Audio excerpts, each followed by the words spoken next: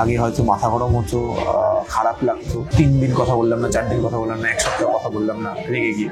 ও যেরকম মুভমেন্ট আমিও না। তুমি কি একটু বেশি ক্লোজ হচ্ছে? বাবা একটু হয়তো বলে, একটু ভেবে চিন্তে কথা বলে, এই তো সব জেনে এসছে, সব শিখে এসছে, সব পারে, এর বাবা মার জন্যই হয়ে গেছে। নেপোকিড আমি মাস সিনেমাগুলো হলো না, সেগুলো খুব তাড়াতাড়ি শেষ হয়ে গেল। মানে আমি তো কোনোদিনও ওই সাইড ক্যারেক্টার বা কিছু করিনি কোনো সিনেমায়, আর ওই সুপারস্টার তকমাটা এলো না। 2 অক্ষরে একটা ছোট্ট শব্দ, যে শব্দের নাম ঝড়। এই ঝড় মানুষের জীবনে ঠিক কখন কখন আসে এবং সেখান থেকে কি করে বেরোতে হয়, সেটা নিয়ে আজকে আমাদের আড্ডা। আমাদের সঙ্গে রয়েছে বনি সেনগুপ্ত। প্রথমে তোমাকে অনেক অনেক ওয়েলকাম। Thank you. আর জীবনে ঝড় কতবার উঠেছে? জীবনে আমার প্রত্যেক বছরই উঠতে থাকে কিছু না কিছু নিয়ে। ঝড়টা আমার জীবনে আসতেই থাকে। আই থিঙ্ক যতদূর মনে পড়ছে 3-4 বার তো উঠেছে। সামলাও কি? যেটা আমাদের অভিনেতাদের সব থেকে বেশি ইম্পর্টেন্ট জিনিস, সেটা হচ্ছে পেশেন্স। সেটা আই থিঙ্ক এখন আমার হয়ে গেল হচ্ছে 11 বছর। অনেকটা পেশেন্স লেভেল বাড়িয়ে দিয়েছে এবং অনেকটা শিখেও গেছি যে কিভাবে সবকিছু হ্যান্ডেল করতে হয়। আগে হয়তো মাথা গরম হতো, খারাপ লাগতো, সেগুলোকে এখন পেরিয়ে এসেছি। এখন গন্ডারের চামড়া হয়ে গেছে। এখন অনেকটা পেশেন্স হয়ে অনেকটা ঠান্ডা হয়ে গিয়ে বুঝে গেছি যে কিভাবে ম্যাচুরলি কাটিয়ে বেরিয়ে আসতে হয়। আর ব্যক্তিগত জীবনে যখন ঝড় ওঠে, সেই ঝড় কি করে সামাল দেওয়া হয়? সেটাও আগে খুব উঠতো, যখন আমাদের সম্পর্ক নতুন নতুন ছিল বা আমরা একটু বয়স কম ছিলাম। এখন কি হয়, মানে every year we become mature. সম্পর্কটাও যখন স্ট্রং হতে থাকে, ট্রাস্টটাও বাড়তে থাকে, অ্যান্ড সেই ট্রাস্টের জন্যই কিন্তু আজকে আমাদের এই 10 বছরের সম্পর্ক। এবং প্রচুর লোক প্রচুর কিছু বলে আমাদের কানে এসে, বাট আমরা এরকম না যে সেটাকে বিশ্বাস করে ঝগড়া করে নিলাম। আমরা আগে ক্লিয়ারেন্স নিই এবং আমরা এটুকু নিজেদেরকে বিশ্বাস করি যে আমরা একে অপরকে সত্যিটা বলবো। তো সেই জিনিসটা আছে বলেই আজকে আমার মনে হয় যে আজকে আমরা এই সম্পর্কটাকে টিকিয়ে রাখতে পারি এবং এত বছর ধরে একদমই তাই। এবং একটা জিনিস যে অনেক সময় যেটা হয় যে সেম এজ রিলেশনশিপ হলে, এটা আমরা ব্যক্তিগত জীবনেও দেখেছি যে অনেক সময় একটা ইগোর প্রবলেম হয়, বা অনেক সময় মনে হয় যে না, জিতবো কে, ঝগড়ায় হারবো না, এরকম একটা চলে আসে।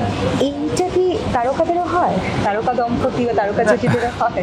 দেখো, সম্পর্কটা তো আর তারকাদের না, ওটা তো দুটো মানুষের। তো ইগোটা আমি বলবো যে প্রথমের দিকে কাজ করতো, যেহেতু বললাম যে বয়সটা কম ছিল, তখন এটাকে ইগো বলে ব্যাপারটা বুঝতাম না।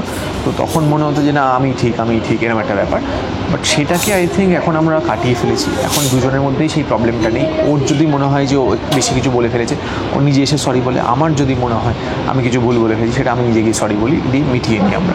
তো আগে যেটা হতো যে অনেক দিন হয়তো 3 দিন কথা বললাম না, 4 দিন কথা বললাম না, 1 সপ্তাহ কথা বললাম না, রেগে গিয়ে। সেই জিনিসগুলোর বাইরে বেরিয়ে এসেছি এখন হয়ে গেছে যে হয়তো হ্যাঁ, ঝগড়া হলো, কিছুক্ষণের জন্য হয়তো কথাটা বললাম, তারপরে এসে নর্মালি হয়তো যেটা কী গো বেবি এইটা হতো, সেটা হয়তো কী গো ঠিক আছে তো, সব এরকম টাইপের হয়ে গেছে। ম্যাচিওরলি হ্যান্ডেল করার যে একটা টেন্ডেন্সি, সেটা দেখা গেছে। যাই হোক, তোমার ছবি আসছে ঝড়, আমরা জানি যে সেখানে সৌরভ দাস রয়েছে, এছাড়াও একদমই নিউকামার অভিনেত্রী অমৃতা রয়েছেন। প্রথমে জানতে চাইবো যে এই যে যখন নিউকামার কথাটা চলে আসে অভিনেত্রীর কাছ থেকে, বনি তো অনেকদিন হয়ে গেল, তো বনি কেন ওই ছবিটা চুজ করলো? দেখো, প্রথমত আমি বলবো যে এই যে ক্যারেক্টারটা, এটা কিন্তু মানে এরকম চরিত্র না যে হিরো হিরোইনের ক্যারেক্টার। এটা কিন্তু 3টে চরিত্র, যেখানে ও কিন্তু আমার হিরোইন বলে কিছু না। Firstly making it clear, because আমার কি হয়েছে, এইটাতে আমার একজন পুলিশ অফিসারের চরিত্র, যে এই একটা জায়গায় যাচ্ছে পাহাড়ে, যেখানে একটা হিউম্যান ট্রাফিকিং চলে বা ওমেন ট্রাফিকিং, মানে মেয়ে পাচার হয়। তো সেইটাকে বন্ধ করতে ও একজন সাসপেন্ডেড অফিসার, যাকে পাঠানো হচ্ছে। আমি যখন নিউ কামার ছিলাম, আমাকে সুযোগ দেওয়া হয়েছিল। তো আই অলওয়েজ ফিল যে হ্যাঁ ঠিক আছে, নিউ কামারদের একটা সুযোগ দেওয়া উচিত। এবার তারা পারফর্ম করতে পারলো কিনা সেটা তাদের উপর। এই যে তুমি বললে যে নিজের যখন শুরুটা 2014-15, যে সময়তে তুমি ইউ স্টার্টেড অফ, সেই সময়টাতে তোমার, আমরা জানি যদি আমরা স্টার কিড কোট আনকোট বলি, ইউ আর, তোমার বাবা মা দাদু তারা সবাই ফিল্ম দুনিয়ার সঙ্গে যুক্ত। নেপোকিড। এই নেপোকিড অভিশাপ না আশীর্বাদ? মনে হয় আমাদের ইন্ডাস্ট্রিতে না এগুলো ম্যাটার করে না, বিকজ তুমি যদি দেখো, মানে আমি যখন প্রথম থিয়েটার করি, তারপর আমি অ্যাসিস্ট করি, তারপর আমি হিরো হই, তারপরে আবার আমি অ্যাসিস্ট করি। এবং আমার যদি সেরকমই হতো, তাহলে তো আমি আমার বাবার সিনেমা দিয়ে কাজ করে আগেই লঞ্চ হয়ে যেতে পারতাম। তো সেটা আমার বাবা বলেছিল যে না, আমি যে স্ট্রাগলটা করেছি লাইফে তার জন্য আমি অনেক কিছু শিখতে পেরেছি। এবং আমার বাবার এটা অলওয়েজই ধারণা যে তুমি যদি স্ট্রাগল না করো লাইফে, you will never be an good actor. আর তুমি কোনোদিনও সেই স্ট্রাগলটা কতদিন না তোমার কাছে থাকবে, তুমি কোনোদিনও কাজটাকে শিখতে পারবে না। এবং এই যে আমরা প্রত্যেক জায়গায় অডিশন দিতাম, আমি হ্যাঁ অডিশন দিয়েছি, আমি সিরিয়ালের অডিশন দিয়েছি। রাজদাবার আমার একটা সিরিয়ালের অডিশনে পোস্ট করে দিয়েছিল, সেটাতে যে অদ্ভুত দেখতেছিলাম সেটা পোস্ট করে দিয়েছিল। তো এই যে প্রত্যেকের কাছে যেতাম, যে অডিশনটা দিতাম, আই থিঙ্ক সেখান থেকে একটা কিছু আমি শিখতাম। মানে সেখানে যে ডিরেক্টর থাকতো বা সেখানে যে কাস্টিং ডিরেক্টর থাকতো, সে যেভাবে আমাকে ডিসক্রাইব করতো, সেই প্রত্যেকটা জিনিস থেকে কিন্তু শেখা। এই যে আমি থিয়েটার করেছি, তখনকার যে থিয়েটারটা আমি করতাম, যে আমাদের দলটা ছিল ব্ল্যাক কার্টেন, তো আমি প্রায় 15টা-16টা শো করেছি আমাদের মিনার্ভা থিয়েটারে, আমাদের রিহার্সালে। আমি বলছি যে ইন্ডাস্ট্রিতে সবাই যে পিয়া দিবা অনুপদাকে ভালোবাসে এমন তো নয়, খুব স্বাভাবিক একটা মানুষের সবাই যে। তো সেক্ষেত্রে দাঁড়িয়ে তুমি যখন তাদের সন্তান, সেটার প্রভাবও কিন্তু তোমার উপর একটা পড়ার চান্স, যারা তাদেরকে পছন্দ করেন না তারাও যে বনি সেনগুপ্তকে পছন্দ করবেন এটাও কিন্তু নয়। একদম ওটাই বলছি। ধরো এটার তো প্রোজ এন্ড কনস থাকেই। একটা এক্সপেকটেশন থাকে যে আরে এই তো সব জেনে এসছে, সব শিখে এসছে, সব পারে, এর বাবা মার জন্যই হয়ে গেছে। এবং তুলনা, কনস্ট্যান্ট তুলনা থাকে যে ওর দাদু এরকম ছিল, মা ছিল, বাবা এরকম পরিচালনা ছিল, এই তো করেই নেবে, এদের রক্তে আছে। রক্তে কি করে আছে আমি এই না, কোথা থেকে আসে রক্তে, ইঞ্জেকশন পাওয়া যায় কিনা। বাট আমাদেরকে শিখতে হয়েছে, আমাদেরকে খাটতে হয়েছে, আমাকে স্ট্রাগল করতে হয়েছে। আমি কোনো কিছু ইজিলি পাইনি। আমার প্রথম সিনেমা করার পর I think I waited for 1.5 years to get পারবনা। তারপরে আগেন 1.5 years টু গেট তোমাকে চাই। তো আমার যদি অতটাই ইজি হতো তাহলে আমি ব্যাক টু ব্যাক কাজ করতাম।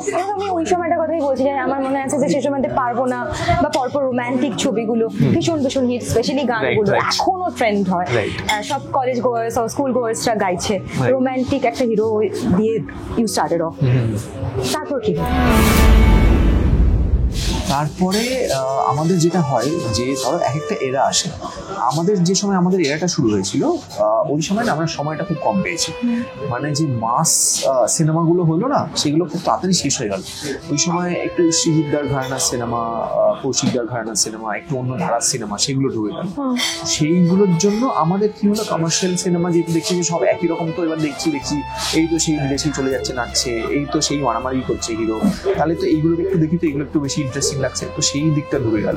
তো সেই জন্য না আমাদের জন্য আর ওই সুপারস্টার তকমাটা এলো না, আমাদের আগের জেনারেশন লাস্ট। তোমার মনে হলো না যে আমারও অন্য ধারার ছবি, ধর এই যে সৃজিতের নাম বললে তুমি, কৌশিকদা বা বাকি ছবি, আমাকেও এবার মানুষজন আর এরকম চাইছে না, আমাকে ইভলভ করতে হবে বা আমাকে অন্য ধারার ছবি পেতে হবে।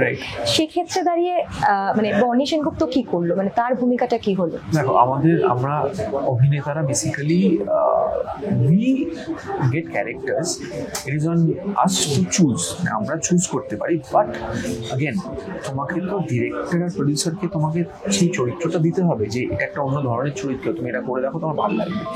ডিরেক্টর আর প্রডিউসার যদি আমাকে সেই বারবার একই চরিত্র দেয়, আমাকে তো কাজ করতে হবে, আমাকে তো বাঁচাতে হবে, আমার ফ্যামিলি আছে, আমাকে সার্ভাইভ করতে হবে। আমি যে একটা ধরো গাড়ি কিনেছি, আমি একটা বাড়ি কিনেছি, আমাকে থাকতে হবে, আমার ফিউচার প্ল্যানস আছে, সেটার জন্য তো টাকা দরকার হয়, যেটা মানে harsh truth, you need money to sustain.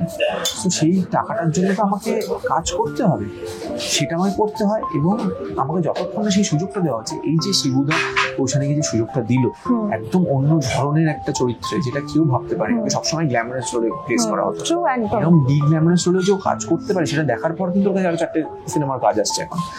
সেই সুযোগটা তো আমরা অপেক্ষায় থাকি। আমি ইনফ্যাক্ট তুমি কৌশানীর কথা তুলে কিলবিলের সময় ওর ইন্টারভিউ নিচ্ছিলাম, তো কথা প্রসঙ্গে অবভিয়াসলি তোমার কথাও আসে, খুব স্বাভাবিক। তো সেখানে দাঁড়িয়ে কৌশানী একটাই কথা বললো যে মানে আমি খুব চাই যে আমার যে এক্সপেরিমেন্টাল চরিত্রগুলো আমি পাচ্ছি, আমি জানি না মানে বনি কেন সেই দিকটা থেকে বনিকে কেন সেভাবে ভাবা হচ্ছে না। মানে আমি সত্যিই চাই একজন অভিনেতা হিসেবেই চাই গার্লফ্রেন্ড, বা ঠিক আছে সেটা তো পরবর্তী সম্পর্ক, বাট এটা গিয়ে আফসোস হয় না? মানে আমার মনে হয় প্রত্যেকেরই খিদেটা থাকে, তোমার মধ্যেও সেটা রয়েছে। একদমই, হাঙ্গার তো আমাদের সব আর্টিস্টদের মধ্যে থাকে, এবং আমরা ওয়েট করে থাকি যে কখন আমাদের এই সুযোগটা দেওয়া হবে। এবার সেটা তো দেখো আমি বলতে পারবো না, এটা হচ্ছে ডিরেক্টর এবং প্রডিউসারের ওপর যে কতক্ষণে সেই সুযোগটা দিচ্ছে। এবং এই যে শিবুদা আমাকে এই সুযোগটা দিল, বা অরিত্র, জিনিয়া দি আর নন্দিতাদি সবাই মিলে প্ল্যান করে এটা আমাকে বলেছে যে আমরা সবাই ডিসকাস করে প্ল্যান করেছিলাম যে এই চরিত্রটা তোর উপর যাচ্ছে। তো এটাও কিন্তু আমার, যদি আমি বলতাম যে ইফ আই এম অ্যান নেপোকিড, মায়ের সাথে শিবুর এত ভালো সম্পর্ক, তো আমার কাছে শিবুর এতদিনে কত কবে কোনোদিনও বিয়ে টিয়াদি নিশ্চয়ই না খাদান অফার হয়েছিল তোমার কাছে একটা সেকেন্ড লিড বা ওরকমই, তুমি করোনি, it was a conscious decision. একদম, and it was discussed with Dev. It was এরকম না যে আমি শুধু প্রোডাকশন হাউসকে ফোন করে বলে দিয়েছি আমি ক্যারেক্টারটা করছি না। আই ডিসকাস যে দেব এই মুহূর্তে I don't feel I will do justice to the character, and সেটার জন্য আই মানে ওইটা খুব নেগেটিভ ক্যারেক্টার ছিল। আমার কাছে যখন ডিসক্রিপশনটা এসেছিল না, ইট ওয়াজ এ ভেরি নেগেটিভ ক্যারেক্টার। মানে ওটাতে মেয়েদেরকে ছোট করা হচ্ছে, নেশার যে জিনিসগুলো দেখানো হচ্ছে, তো সেটা আই ফেল্ট সামহাউ যে মানে I don't want to do it right now. তুমি ইমেজ কনসিয়াস, মানে এটা কি আছে? তখন আমার কাছে কি হয়েছিল, তখন আমি ভেবেছিলাম যে এক্ষুনি আমি যে ক্যারেক্টারগুলো করছি অ্যাজ আ হিরো, সেখান থেকে হঠাৎ করে এরকম একটা নেগেটিভ জনারে আমি যদি ঢুকে যাই, অডিয়েন্স আমার কি হয়, আমি আবার কিরকম হয় না, আমি ক্যারেক্টার ঢুকলে না it affects me, so I did not want যে ইট উইল এফেক্ট মি। তো আমি চেয়েছিলাম যে হয়তো maybe later, not right not. আমি দেখে বলেছিলাম, বললো যে একদমই it is completely on you. তো যদি মনে হয় যে এটা তোর জন্য এখন সুটেবল না, তুই করিস না, we will do some other work in future, no problem, but it is your decision. And I feel যে John has done a brilliant job in it. ও যেটা করেছে আমার মনে হয় ওকে বেশি মানিয়েছে, বিকজ আমি করলে আমার মনে হয় আমি এতটা জাস্টিফাই। এই কথাটা কিন্তু সচরাচর আমি খুব একটা অভিনেতাকে বলতে শুনি না। আমি তো দেখেছি, আমার I felt very good, and আমি ওকে নিজেও বলেছি যখন আমার স্পেশাল স্ক্রিনিং এ দেখা হয়েছিল জনের সাথে, যে you have done a brilliant job. Bonny যখন কথা বলে অনেক কিছু ভাবে না, মানে যা মনে আসে বলে।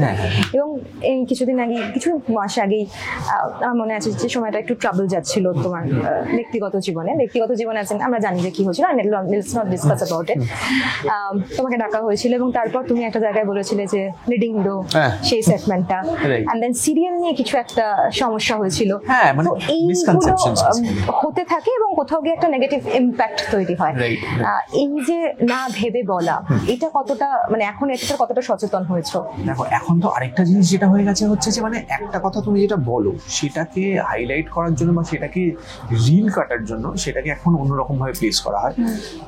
আমার যে চ্যানেলটার এন্ড থেকে সেটা পোস্ট করা হয়েছিল, যে আমি যে ডায়লগটা বলেছিলাম যে মোস্ট লিডিং হিরো, তার আগে কি বলেছিলাম সেটাকে ধরলো না, বা তারা কি প্রশ্নটা করেছিল সেটাকে দেখালো না, জাস্ট ওইটুকু দেখিয়ে দিল। তো সেই চ্যানেলটাকে অ্যাকচুয়ালি আমি যে আমার যে মেন্টাল স্টেটের মধ্যে যাচ্ছিলাম, আমি সেই চ্যানেলটাকে সেই সময় ইন্টারভিউ দিতে পারিনি। অন্য একটা চ্যানেল তখন আমাকে ধরে ফেলেছিল, ইন্টারভিউটা দিয়ে আমি জাস্ট বাড়িতে উঠে গেছিলাম যে আমাকে এবার কি করতে হবে এটা থেকে বেরোনোর জন্য। তো সেই সময় তারা প্ল্যান করে যে না, একে তাহলে ট্রোল করা শুরু করো। তো সেইখান থেকে আমার মনে হয় যে ওইটুকু কেটে দেখানো হয়। আমাকে বলা হয়েছিল যে তুমি তো সি গ্রেড ডি গ্রেড এইসব ফিল্ম করো, তুমি তো ওইসব চরিত্র করো, তোমাকে কেউ চেনে না। আমি বললাম যে তোমরাই আমাকে ইন্টারভিউ করেছো, তোমরা যদি বলো যে আমাকে চেনো না, নো প্রবলেম, তোমাদের প্রবলেম, তাহলে সেটা তো আমার প্রবলেম নয়। এবং আমার মনে হয় I am one of the most leading heroes যে ইন্ডাস্ট্রিতে কাজ করছে। তো সেইটা বলেছিলাম। তো সেখানে আমার মনে হয় আমি হয়তো কিছু ভুল বলেছিলাম, যে মানে কিছু লিডিং হিরোর মধ্যে আমিও একজন যে শুধু লিড কাজ করে এসেছি এত বছর ধরে। লিডিং হিরো অ্যাজ ইন তুমি বলতে চাইছো যে লিড, হ্যাঁ মানে ক্যারেক্টার, মানে আমি তো কোনোদিনও ওই সাইড ক্যারেক্টার বা কিছু করিনি কোনো সিনেমার। যে কটা ক্যারেক্টার করেছি আমার মনে হয় যদি আমি 40টা কাজ করে থাকি তার মধ্যে 35টাতে আমি লিড রোলস। তো সেই হিসেবে আমি বলতেছিলাম, সেটাকে ভুলভাবে পোট্রে করা হলো, আর কিছু না। আর সিরিয়ালে যেটা আমি বলেছিলাম যে আমার এরকম খারাপ অবস্থা আসেনি যে আমাকে কারোর সাথে সিরিয়াল করতে হবে। এখন আমার যদি সিরিয়াল করা আমি সোলো করে নেবো, এটা বলেছিলাম। তো উনি লিখে দিলেন যে ওনার এত খারাপ সময় আছে, উনি সিরিয়াল করতে চাইছেন, এবং সেটা নিয়ে অনেকে এবং সেটা নিয়ে আমি ভিডিও করেছিলাম, যাতে সেটা তারপর ক্লিয়ার হয়ে যায় এয়ারটা। এবং তারপরে সেই সাংবাদিক সরিও চেয়েছিলেন সোশ্যাল মিডিয়াতে। বাড়িতে মা বকে না যে ভুলভাল না ভেবে চিন্তে কথা, মা আমার উল্টো গেছে, মা আমার বেশ করেছি বলিস, প্রচন্ড ওটা নিয়েছে। আপনি বাবা একটু হয়তো বলে একটু ভেবে চিন্তে কথা বলে, বাবা আবার একটু কনসিয়াস যে কি বলছিস তুই, কেন বলছিস তুই। আমি দেখো ভেবে কথা বললে আজকে হয়তো বনির মতো না, ওই তাহলে একটা ফেক অরা নিয়ে থেকে যেতে হবে আমাকে, যেটা আমি পারবো না। মাঝে মধ্যে ব্রেকআপের স্টোরি আমরা দেখতে পাই, লিডে ইয়ে হচ্ছে, সেসব আমরা জানি, সেসব মোটামুটি বেশি করে ছবি আমি অবশ্যই ফোন করে জিজ্ঞেস করি কি আছে, সম্পর্কটা আছে না নেই, তখন বলছে না সব ঠিকঠাক আছে। এনিওয়ে, না একটা কথা, কৌশিনী অসম্ভব সুন্দর। এই মুহূর্তে যে সমস্ত হিরোইন রয়েছে সবাইকে সম্মান রেখেই বলছি, ওই one of the prettiest girl. এই যে বললি তুই, দেখ আমি কিন্তু বলে দিয়েছি ওয়ান অফ দ্য, আমি কিন্তু ইয়ে করিনি। যাই হোক, one of the prettiest. Obviously তার চাহানেওয়ালা থাকবে এবং তাকে নিয়ে নানা ধরনের গসিপ রটবেই, খুব স্বাভাবিক। সে ভালো কাজ করলে তার সঙ্গে পরিচালকের লিঙ্ক আপ করা হবেই।